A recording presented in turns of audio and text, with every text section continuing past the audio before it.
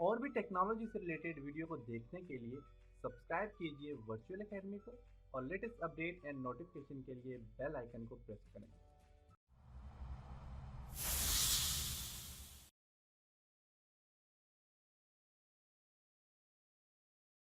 अस्सलाम वालेकुम dear students. आज के लेसन में हम एनोटेशंस के कुछ और टूल्स के ऊपर डिस्कस करेंगे। इसके लिए मैं ऑटोकैड को ओपन करता हूँ। इससे पहले हमने मल्टी लाइन टेक्स्ट के ऊपर और सिंगल लाइन टेक्स्ट के ऊपर डिस्कस किया था। आज के लेसन में हम कुछ और टूल्स के ऊपर डिस्कस करेंगे एनोटेशंस में। काफी सारे टूल्स ऐसे होते हैं जो जब आप कोई भी प्रोजेक्ट डिजाइन करते हो तो वहां पे वो यूज होते हैं। वैसे नॉर्मल आप यूज नहीं कर सकते, उसके लिए आपने पूरा एक प्रोजेक्ट डिजाइन करना होता है। और कुछ टूल्स ऐसे होते हैं जिनको हम नॉर्मली हम यूज कर सकते हैं और मैं आपको बताऊंगा कि आप कैसे उनको यूज कर सकते हैं। और कुछ टूल जो हमने प्रोजेक्ट में जो यूज होते हैं उनको हम इंशाल्लाह प्रोजेक्ट में यूज करेंगे। उन्हें हम फिलहाल स्किप कर देंगे। आज के लेसन में सबसे पहले आपके पास यहाँ पे देखें तो AEC डायमेंशन है। इससे पहले हमने लीनियर कंटिन्यूस सारी सारी डायमेंशन पे अपने काम किया था। तो आपके पास ये वाली डायमेंशन रह गई थी AEC डायमेंशन। इनका फायदा ये होता है कि ये आप जब भी आप कोई प्रोजेक्ट डिजाइन करते हो तो उस प्रोजेक्ट में आप चाहते हो कि जैसे कि मैं यहाँ पे एक रेक्टेंगल ड्रॉ करता हूँ। फॉर एग्जांपल मैं यहाँ पे एक प्रोजेक्ट बना लेता हूँ छोटा सा।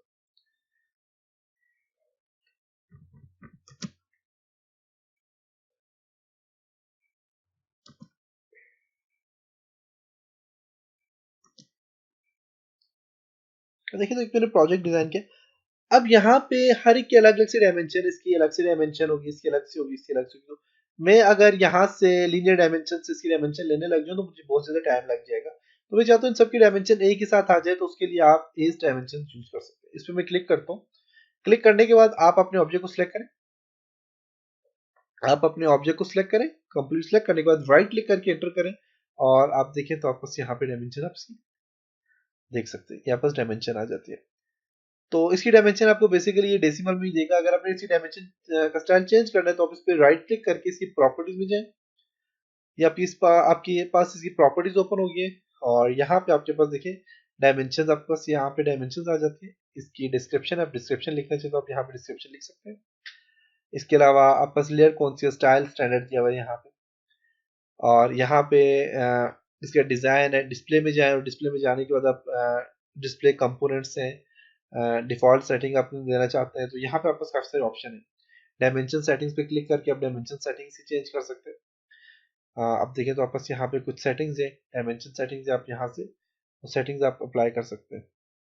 एनोटेटिव में ओके करता हूँ, देखते हैं आप बस एनोटेटिव सेटिंग्स आ जाती है। यहाँ पे डायमेंशन सेटिंग्स में क्लिक करें और एनोटेटिव यूके सेटिंग्स आप देना चाह रहे हो, ओके करें तो यूके सेटिंग्स आ जाएंगी इसी। और यहाँ पे डायमेंशन सेटिंग्स पे क्लिक करके तो इसकी नॉर्मल जो सेटिंग है आप वही ए स्टार डायमेंशन सेटिंग्स है, इसको सिलेक्ट करके ओके करें तो बस वही डायमेंशन स्टाइल आ जाएंगे। कंटेंट से कि आपने ये डायमेंशन जो है तो आपने वॉल के लिए जो है तो मास एलिमेंट्स से काफी सारी यहाँ पे चीजें, ये हम जब प्रोजेक्ट डिजाइन करेंगे तो उसमें मैं आपको बताऊंगा इसका फंक्शन क्या होता है।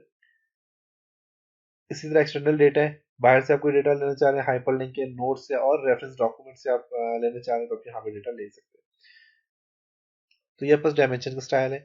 इसी तरह आप यहाँ पे जो है तो यहाँ पे इसी के साथ कुछ टूल्स ओपन हो जाते हैं जो कि आपके पास एज डायमेंशन से रिलेटेड यहाँ पे टूल्स है जिनमें आपके पास आइसोलेट ऑब्जेक्ट मीन कि आप किसमें से कोई ऑब्जेक्ट सिलेक्ट सिमिलर, तो ये एक सिलेक्ट करता हूँ फॉर एग्जांपल ये वाली सिलेक्ट किया मैंने, सिलेक्ट करता हूँ। सिलेक्ट करने के बाद मैं चाहता हूँ सिलेक्ट सिमिलर। इसे इस जैसे जितने भी ऑब्जेक्ट है सारे सिलेक्ट हो जाए तो क्लिक करें तो देखिए सारे के सारे सिलेक्ट हो गए। इसके साथ इसके सिमिलर जो ऑब्जेक्ट है बिल्कुल इसी तरह के जो ऑब्जेक्ट है वो सिलेक्ट हो जाएंगे। ऑब्जेक्ट व्यूवर है, यहाँ पे देख सकते हैं आप। यहाँ से देखिए ऑब्जेक्ट देख सकते हैं आप। यहाँ से सारा जूम करके, जूम इन आउट करके आप देख सकते हैं ऑब्जेक्ट को। आइसोलेट ऑब्जेक्ट है, आप किसी भी इस ऑब्जेक्ट को आइसोलेट करना चाह रहे हैं तो आइसोलेट ऑब्जेक्ट पे क्लिक करके तो आप आइसोलेट कर सकते हैं, एक ऑब्जेक्ट को दूसरे से आइसोलेट कर सकते हैं। जैसे कि मैं सिर्फ और सिर्फ इस ऑब्जेक्ट को सिलेक्ट करता हूँ।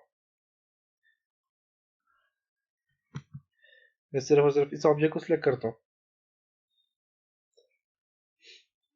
इस ऑब्जेक्ट को सिलेक्ट करके मैं यहाँ से देखिए आइसोलेट ऑब्जेक्ट पे क्लिक करता हूँ। देखिए सिर्फ ये रह गया, बाकी सारे के सारे ऑब्जेक्ट इससे आइसोलेट हो गए। तो आप आइसोलेट कर सकते हैं ऑब्जेक्ट को। इसी तरह आप यहाँ से जो है तो सेक्शन और एलिवेशंस का काम यहाँ पे कर सकते हैं। तो ये काफ़ी सारी चीज़ें आप डायमेंशंस की लेना चाह रहे हैं, डायमेंशन देख सकते हैं, ले सकते हैं। जैसा कि अभी मैंने डायमेंशंस की प्रॉपर्टी ओपन हो जाती है, यहाँ से डायमेंशन सेंड बैक फ्रंट, आप ये सारे काम यहाँ से कर सकते हो। तो यहाँ पास इस डायमेंशंस आ जाती हैं।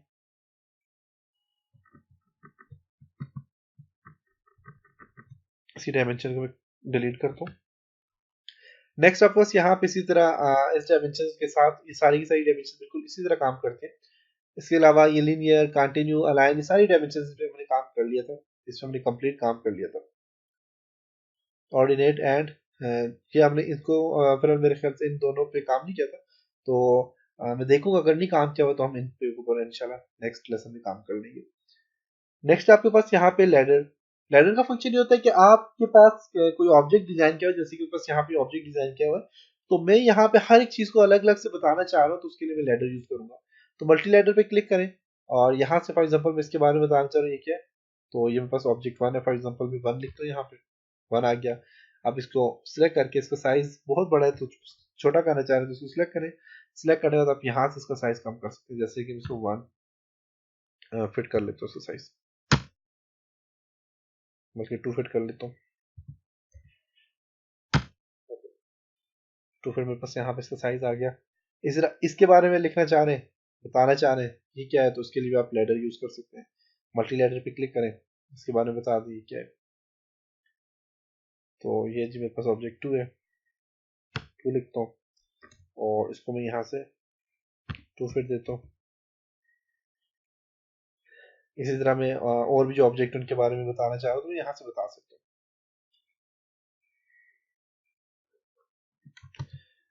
काफी सारे ऑब्जेक्ट के बारे में। अब इन दोनों को अलाइन, काफी सारे आपस ऑब्जेक्ट उन सबको आप अलाइन करना चाह रहे हैं। मैं जैसे कि 2 है, 2 को चाहता हूँ ये 1 के बिल्कुल नीचे आ जाए, अलाइन हो जाए, तो उसके लिए आप यहाँ से अलाइन कर सकते हैं अपने ऑब्जेक्ट को। ऐड लैडर का फंक्शन ये होता है कि मैं यहाँ से इस और भी लैडर ऐड करना चाह रहा हूँ, तो मैं ऐड लैडर पे क्लिक करता हूँ, अपने ऑब्जेक्ट को सिलेक्ट करता हूँ, इसके साथ देखिए और भी मैं काफी सारे लैडर ऐड कर सकता हूँ, और भी टेक्स्ट में लिख सकता हूँ, और भी चीजें ऐड कर सकता हूँ। यहाँ पे रिमूव एडर का फंक्शन ये होता है कि आप यहाँ पे जाएं और यहाँ से रिमूव एडर पे क्लिक करें, तो आप किसी भी एडर को रिमूव करना चाहे तो आप रिमूव कर सकते हैं।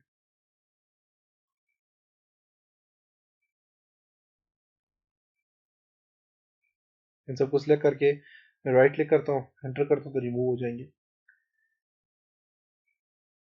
अलाइन एडर का फंक्शन ये होता है कि आप अलाइन कर सकते हैं, जैसे कि मैं इसको इसके साथ अलाइन करना चाह रहा हूँ, तो मैं राइट क्लिक करता हूँ, तो देखिए आप अलाइन कर सकते हैं। जैसे कि मैं इसको क्लिक करता हूँ, तो ये जो 2 है, 1 है, 1 बिल्कुल मैं 2 के बिल्कुल एडजस्ट करना चाह रहा हूँ 2 के साथ, तो ये देखिए क्लिक करते हैं यहाँ पे, ये ले, तो ये देखिए बिल्कुल अलाइन हो गया आपस में। अब यहाँ पे अगर आप देखें तो इनके बीच में स्पेस बहुत ज्यादा है, मैं इसे पीछे करता हूँ, मैं स्पेस का काम करता हूँ, तो देखें ये भी पीछे आ रहा है। अब इनमें बहुत ज्यादा स्पेस है, तो मैं चाहता हूँ इनका स्पेस जो है ये खत्म हो जाए, जैसे कि इसको पीछे मूव करता हूँ, तो अब इन दोनों में यहाँ से यहाँ तक स्पेस बढ़ता जा रहा है।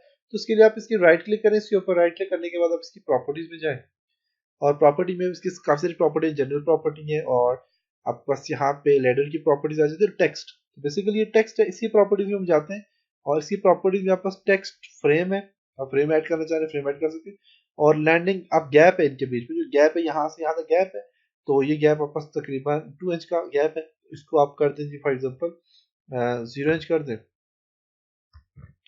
0 इंच करें, तो देखिएगा गैप बिल्कुल खत्म हो गया, ये देख सकते हैं गैप बिल्कुल ही क्या हो गया, खत्म हो गया। तो आप यहाँ से इसका गैप खत्म कर सकते हैं।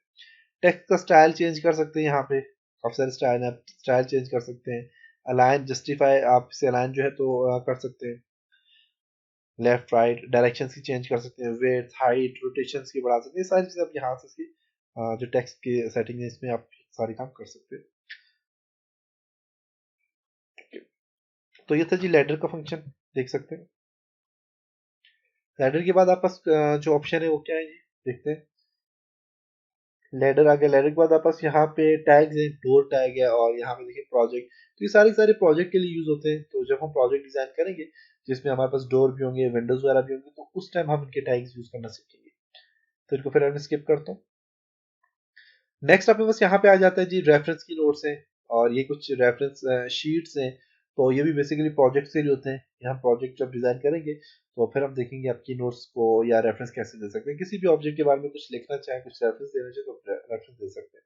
तो उसके लिए हम नॉर्मल जो है तो टेबल यूज करते हैं, तो टेबल के थ्रू भी हम कर सकते हैं, यहाँ से आप रेफरेंस भी लेके कर सकते हैं। इस आपके पास डोर शेड्यूल्स आप बनाना चाह रहे हैं, शेड्यूल बना सकते हैं। शेड्यूल्स के लिए हम टेबल यूज करेंगे, टेबल का इस्तेमाल देखेंगे आप टेबल पे कैसे काम कर सकते हैं। और नॉर्मल जब हम प्रोजेक्ट डिजाइन कर लेंगे कंप्लीट, तो उसमें हम फिर ये शेड्यूल के ऊपर भी डिस्कस करेंगे। इसके अलावा आपके पास यहाँ पे रिविजन है, रिविजन क्लाउड कमांड्स जो है हमने इसके ऊपर कंप्लीट डिस्कस किया था। तो रिविजन का फंक्शन क्या होता है कि आप देखिए तो इस तरह के आप क्लाउड शेप्स वगैरह बना सकते हैं इसके थ्रू। तो इसके ऊपर हमने कंप्लीट डिस्कस किया था, शेप के ऊपर हमने कंप्लीट काम किया था। इसके साथ आपके पास यहाँ पे मास्क आ जाता है। मास्क बेसिकली क्या होता है कि ये 2D ब्लॉक्स वगैरह आप अगर बनाते हैं, आप बनाने के बाद आप उसके जो पैरामीटर वगैरह सेट करना चाह रहे हैं तो आप सेट कर सकते हैं। तो मास्क पे क्लिक करके आप यहाँ से जहां पे भी क्लिक करेंगे तो वहां पे आपके पास एक मास्क अप्लाई हो जाएगा। जहां जहां पे आप क्लिक करेंगे तो वहां पे एक मास्क अप्लाई होता जाएगा। देखिए तो मेरे पास यहाँ पे 2 मास्क अप्लाई हो चुके हैं, एक ये मास्क आ गया और एक ये मास्क आ गया, देख सकते हैं। तो आप यहाँ से इस तरह के मास्क ऐड कर सकते हैं, बना सकते हैं। किसी भी चीज को नोटिफाई करने के लिए आप मास्क का फंक्शन यूज कर सकते हैं। मास्क के बाद आपके पास यहाँ पे आ जाते हैं वाइप आउट। वाइप आउट मुख्तलिफ किस्म की शेप बनाने के काम आता है। आप कोई भी शेप बनाना चाह रहे हैं वाइप आउट के थ्रू, अब देखिए आप शेप्स बना सकते हैं।